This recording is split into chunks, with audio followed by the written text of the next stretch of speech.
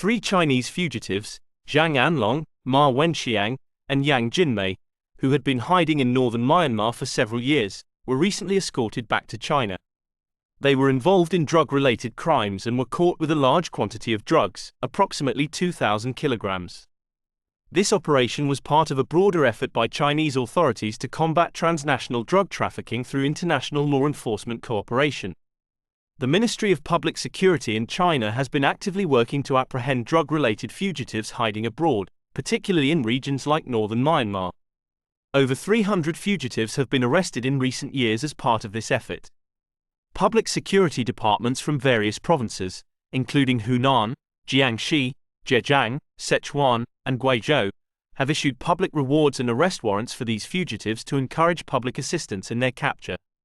This reward was announced on the basis of fully investigating and mastering the facts and evidence of the crime. Three fugitives, Zhang Anlong, Wenxiang, and Yang Jinmei, who had fled to northern Myanmar for many years, were escorted back to China with 2,000 kilograms of drugs. According to Article 347 of the criminal law, smuggling, trafficking, transporting, and manufacturing drugs, regardless of the quantity, shall be subject to criminal liability and criminal punishment.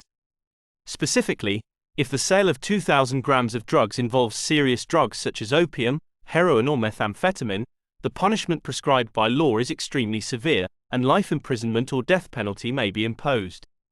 For relatively light drugs such as marijuana or caffeine, the punishment is relatively light, and may be sentenced to fixed-term imprisonment of less than 3 years.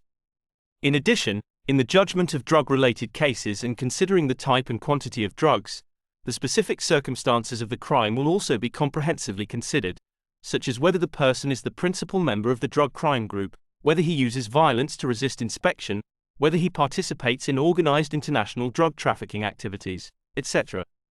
These factors will affect the final criminal responsibility and degree of punishment. For example, in a case involving the largest amount of drugs in Shandong province, the defendant Lin Wuhan was sentenced to 2 years and 9 months in prison for crimes such as endangering public security by dangerous means and illegally possessing firearms. After his release, he did not repent and once again manufactured and sold a large amount of methamphetamine drugs. In the end, due to the huge amount of drugs involved, he was punished for several crimes in accordance with the Law 12. Therefore, for cases involving 2,000 kilograms of drugs, the specific judgment results will be comprehensively determined based on factors such as the type of drugs, the defendant's previous record, the specific circumstances of the drug-related crimes, and whether other criminal acts are involved.